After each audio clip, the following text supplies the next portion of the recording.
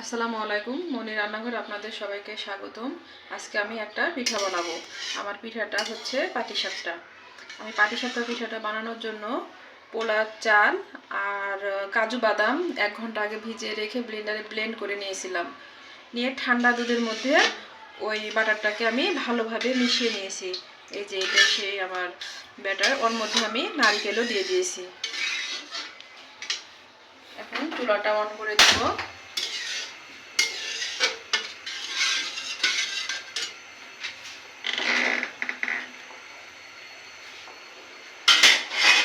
আমি এখানে কিছুটা দুধ দিয়ে দিচ্ছি। আমি দুধটাকে জাল করে ঠান্ডা করে নিয়েছি। গরম দুধ দিবেন না, তাহলে কিন্তু এটা দলা বেঁধে যাবে। এইভাবে ঠান্ডা দুধ দিয়ে নাড়াচাড়া করতে হবে। আমি এর মধ্যে কিছু দারচিনি এলাচ দিয়েছি। এটা চুলার উপরে অনবরত নাড়তে হবে। এভাবে নাড়াচাড়া করছি। আমি আমার ফ্রিজে নারকেলগুলো পুরা ছিল, আমি সেই নারকেলটা দিয়ে দিলাম। আমি আগেও একটু নারকেল দিয়েছি, আমি আবারও আরেকটু নারকেল দিয়ে দিলাম। এটা যতক্ষণ না হবে ততক্ষণ কিন্তু এভাবেই নাড়াচাড়া করতে হবে, নাহলে কিন্তু এটা দলা বেঁধে যাবে।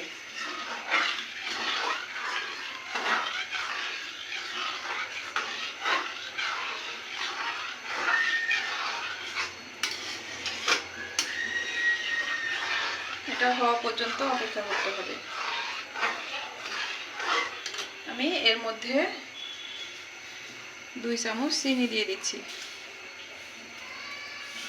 আমি এটা চিনি গুড় দুটা দিয়ে করব।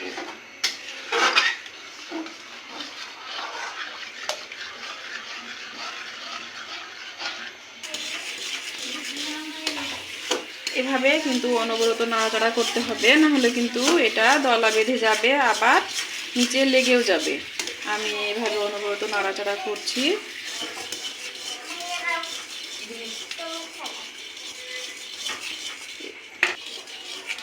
এবার আমি এটাতে আমার বাড়ির তৈরি লালি গুড় দিয়ে দিলাম। আমাদের নিজের গাছের খেজুরের রসের এটা আমরা নিজেরাই গুড়টা বানিয়েছি। আমার শ্বশুর বাড়ি নওগাঁ জেলা। সেখানে তো সবাই জানে নওগাঁ জেলাতে প্রচুর খেজুরের গাছ আছে। এটা আমাদের নিজেদের গাছের রস দিয়ে লালি বানানো। এটা কমিয়ে দিয়েছিলাম, জালটা আমি বাড়িয়ে দিলাম। এটা না হওয়া পর্যন্ত আমাকে এভাবেই নাড়াচাড়া করতে হবে। আমার হালুয়াটা হয়ে গেছে। আমি এটাকে খুব বেশি গাঢ় শক্ত করব না, তাহলে কিন্তু ঠান্ডা হলে আরও বেশি শক্ত হয়ে যাবে, দেওয়ার সময় সমস্যা হবে। এটা আমি এভাবেই নামিয়ে নেব। যখন ঠান্ডা হবে তখন আরও একটু এটা শক্ত হয়ে যাবে। আমি এটা এখন বাটিতে ঢেলে নেব।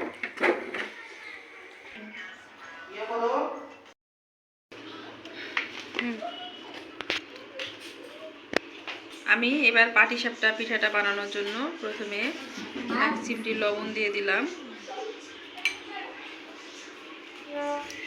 চিনি দিয়ে দিলাম 2 চামচের মতো,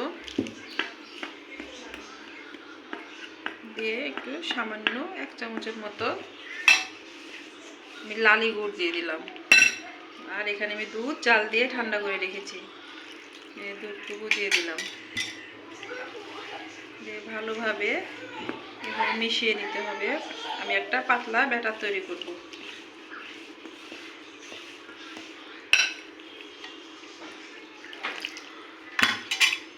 এইভাবে ভালোভাবে মিশিয়ে আমি একটা পাতলা ব্যাটার তৈরি করব। আমি ব্যাটাটাকে ভালোভাবে গুলিয়ে নিয়েছি।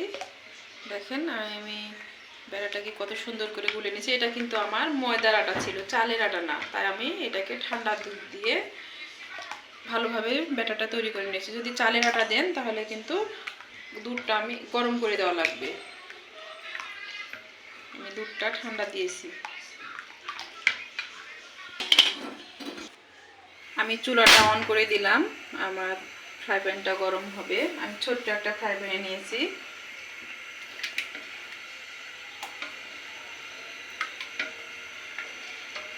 মাঝে মধ্যে এটা একটু নাড়াচাড়া করে দিতে হবে।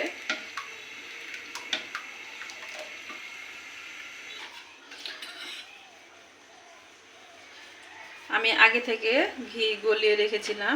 এবার আমি ঘিটা দিয়ে আমার এই কড়াইটাকে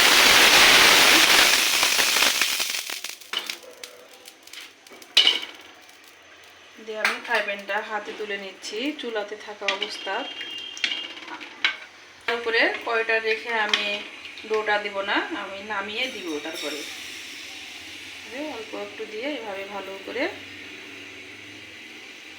ঘুরিয়ে নিতে হবে আস্তে আস্তে দিয়ে।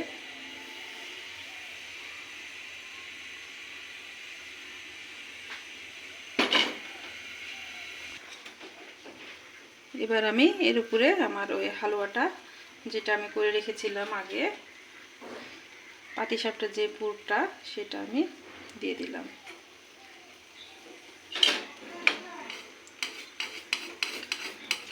দিয়ে আস্তে করে এটাকে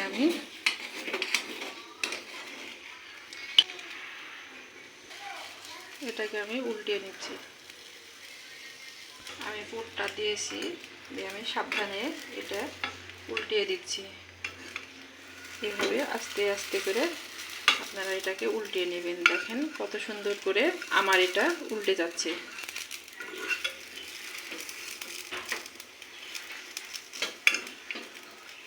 আমার কিন্তু একটা পিঠা হয়ে গেছে। এভাবে আমি প্লেটে তুলে নিচ্ছি। আমি চুলার আঁচটা আপনারা আপনাদের প্রয়োজন মতো বাড়িয়ে কমিয়ে নেবেন। আমি আবারও আরেকটা দিয়ে দেখাচ্ছি কীভাবে পিঠাটা দিয়েছি। আমি তাওয়াটা চুলা থেকে তুলে নিয়েছি, তুলে নিয়ে আস্তে আস্তে এভাবে করে ঘুরিয়ে ঘুরিয়ে বেড়াটাকে এভাবে ঘুরিয়ে ঘুরিয়ে দিবেন, তাহলে চারিদিকে সমান হবে। আমি আবারও চুলার উপরে দিচ্ছি।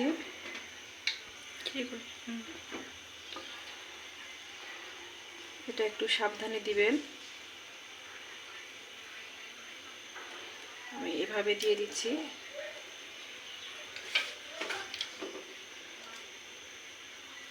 এভাবে সবটুকু দিয়ে দিলাম আমি গোড়াটাতে। আমি চামচ দিয়ে উল্টাবেন যখন, তখন চুলার আঁচটা কমিয়ে নেবেন।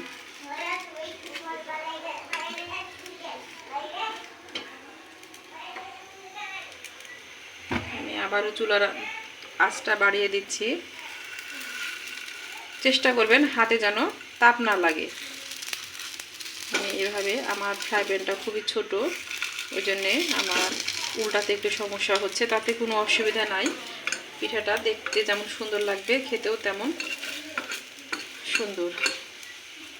আমি একটু লাল করার জন্য ইচ্ছা করে একটু বেশি সময় রাখছি। দোকানে যে পিঠাটা পাওয়া যায় ওরা লাল করে না, কিন্তু আমি ইচ্ছা করে একটু রাখছি। একটু লাল লাল হলে একটু পিঠাটা খেতে ভালো লাগে, ওই জন্য আমি একটু লাল করছি। আমি আবারও আরেকটা পিঠা দিচ্ছি। দেখেন আমি কীভাবে এটাকে ঘুরিয়ে নিচ্ছি। আমার ছোট ফ্রাই প্যান, ওই জন্য আমি এটাকে বারবারে ঘোরাচ্ছি। বড় ফ্রাই প্যান হলে একবারে দিলেই হয়ে যায়, এরকম করে বারবারে ঘোরানোর দরকার হয় না। আমার ছোট ফ্রাই প্যান, আমি একটু বড় করতে চাচ্ছি।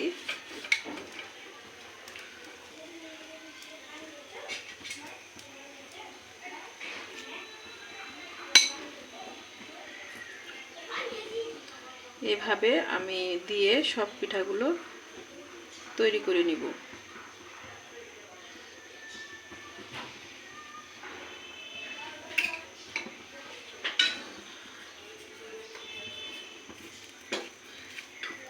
এভাবে আমি সব পিঠাগুলো একটা একটা করে তৈরি করে নিব।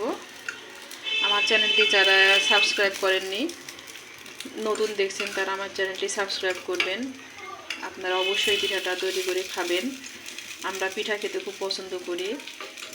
যে কোনো পিঠা হলেই হলো, কোনো কথা নাই। আর এখন তো শীতের সময় সবাই পিঠা খেতে খুব পছন্দ করে, খেজুরের নতুন গুড় দিয়ে। আমিও খেজুরের লালি দিয়ে এটা বানিয়েছি, আমাদের গাছের লালি, গাছের রস দিয়ে আমি এই গুড়টাকে বানিয়েছিলাম। সেই খেজুরের লালি দিয়ে আমি এটা বানিয়েছি। আমি আজকের মতো এখান থেকে বিদায় নিচ্ছি। আসসালামু আলাইকুম।